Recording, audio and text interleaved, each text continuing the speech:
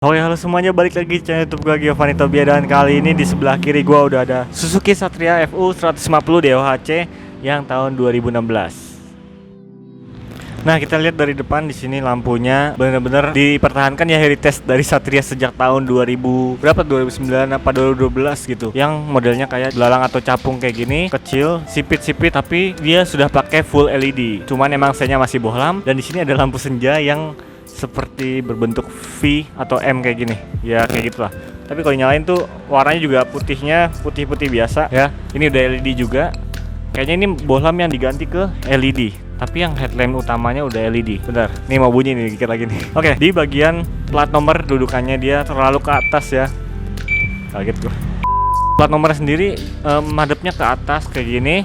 Memang ini kayaknya nggak dipasangkan dengan baik. Jadi dia naruhnya ke atas banget, aslinya kan agak ke depan gitu.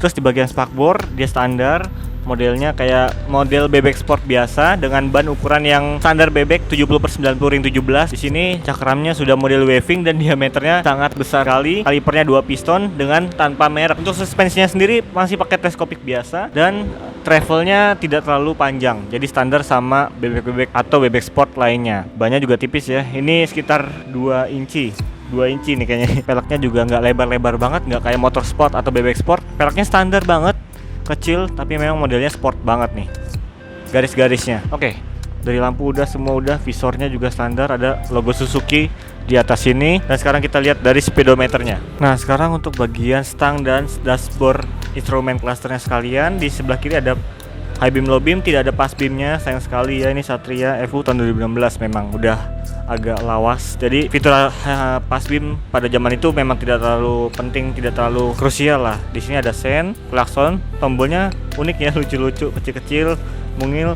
Tapi akses dari handle ke tombol ini sangat mudah karena ini tebalnya itu sangat tipis, tebal sangat tipis. Ini nggak konsisten bahasanya. Dan intinya mudah dijangkau. Stangnya juga ini upper yoke di atas segitiga. Cuman memang kalau dinaikin memang masih hampir setara dengan jok, jadi agak menukik ke bawah ya. Ciri khas motor AM jago sekali. Segitiga yang standar. Ini biasanya kalau anak-anak modifikasi, ini stangnya tuh diganti yang berwarna, itu warna chrome, warna gold, biar lebih terekspos warnanya, lebih ngangkat. Terus kuncinya masih pakai konvensional biasa dengan pengaman magnet. Ini ciri khas Suzuki banget ya, bulat gini ya, gitulah. Kalau kita nyalakan di sini speedometernya ya kayak gini, warnanya bukan yang negatif display, masih monokrom. Ini sama kayak waktu MS King 2015-2016, warnanya background orange terus dicampur informasinya berwarna hitam. Ada indikator oil change karena dia udah 5000 nih tripnya nih. Terus kita lihat ada trip A sama trip B aja dan odometer. Dan di sini untuk power adjust ada low, ini logo listrik biasa apa ya? Gue kurang tahu. Ini yang normal, ada low sama yang high. Mungkin berbeda ininya pembagian tuningnya kalau kita ganti ini. Oke, gua kurang tahu. Cimiwi ya. Correct me if I'm wrong di kolom komentar. Dan di sini ada speednya besar sekali, ada jam digital, ada RPM sampai 13.000 dengan limiter sekitar 12.000, indikator bensin dan juga indikator gear.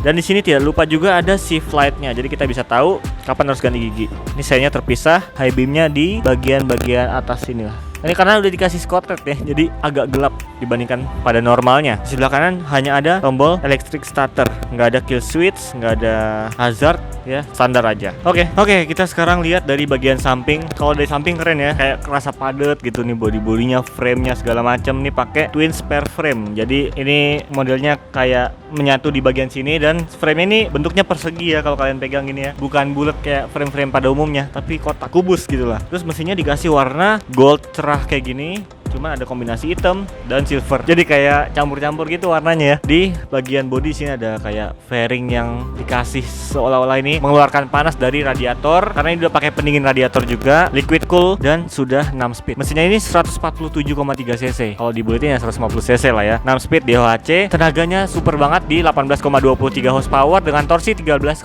Nm, dan top speednya ini bisa sampai 149 km per jam dengan bobot yang sangat ringan, 115 kg berat isi dengan berat kosong 109 kg. Jadi ini 109 kg itu setara sama Suzuki Shogun ya. Suzuki Shogun dengan mesin yang tenaga badak, mesin setara dengan GSX, tapi bodi yang seringan Suzuki Shogun. Ya, emang Satria dari dulu tuh terkenal karena kayak overpower gitu. Powernya besar tapi bobotnya dia ringan sekali. Ban depan 17 inci, 2 inci. Dan ban belakang juga ini cuman 2 inci lagi-lagi. Ini sama banyak kayak motor bebek biasa. Bahkan bisa dibilang lebih kecil karena ukurannya 80/90. Jadi ya kayak bebek pada umumnya sih, Suzuki Shogun, Supra X, terus ada Yamaha Vega, Jupiter, Jupiter Z gitu. Ini bannya benar-benar mungil sekali. Jadi kalau untuk lurusan memang ini motor akselerasi cepet banget. Tapi kalau buat nikung-nikung handlingnya emang enak, enteng. Tapi kestabilannya itu kurang kalau kita misalnya lagi lewat flyover yang banyak angin gitu, kerasa tuh goyang. Di depan ini ada tambahan speedometer lagi. Tambahan spakbor dari karet gini, ini add-on sih. Undercoil-nya sendiri nggak terlalu besar tapi dia sampai bawah ke sini. Ground clearance-nya memang nggak terlalu tinggi-tinggi amat sih, karena ini motor juga agak rendah. Dan di belakang dilengkapi dengan monoshock yang tidak ada penyetelannya. Jadi ini monoshock, namanya apa? Monoshock tetap, tidak bisa di setel pakai Prolink atau di setel spring atau preloadnya, itu nggak ada ya. Tahu gua, karena ini kalau gue lihat ya bener-bener tetap kayak gini, nggak ada rear hugger juga atau spakbor kolong. Jadi bener-bener cuman ban yang berisikan spakbor di atasnya. Jadi kelasannya kayak kurus banget nih motor. Mungkin kalau biar lebih padat kalian bisa tambahin spakbor kolong yang dari sini gitu ya, ditambahin, diganti ban yang lebih besar, misalnya 100/80, di depan diganti 80/90 gitu, mungkin lebih padat lagi. Tapi memang motor ini diperuntukkan pelincahannya ya, ciri khas ayam jago. Sekarang kita lihat di balik jok ini ada apa. Sekarang kita lihat dari bukaan joknya ya. Ini buka joknya masih dicabut colok kunci di bawah sini. Jadi belum pakai yang ignition langsung dari kunci sini. Kalau dari joknya sendiri ini memang ciri khas ayam jago sekali. Motor-motor Satria, Sonic, terus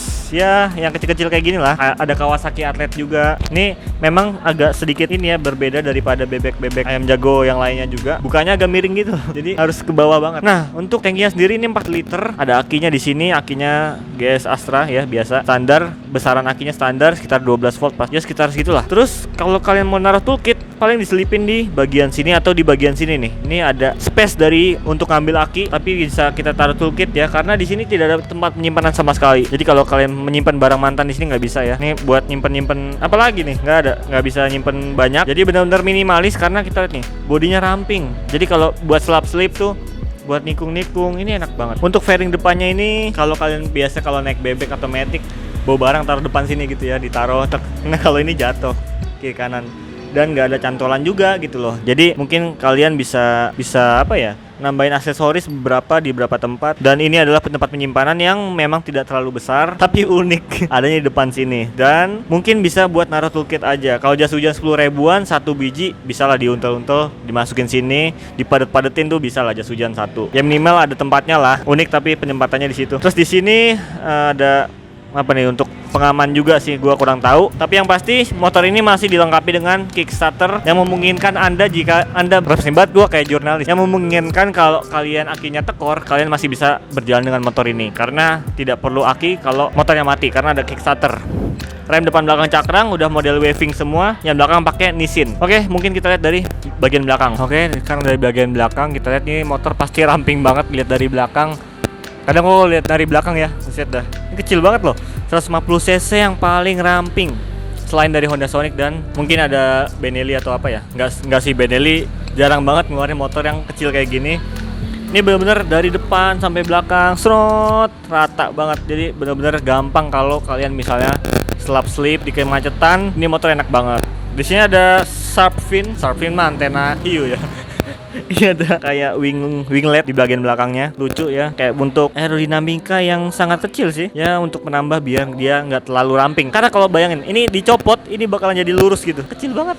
Ini ada giniannya aja masih kelihatan kecil gitu. Mungkin dia biar senada sama lampunya, jadi dibikin dua tingkat gitu ya. Terus ini ada penerangan plat nomor, spakbornya 4 jari doang spakbornya. Wow, sangat minimalis. Lampunya ini masih bohlam.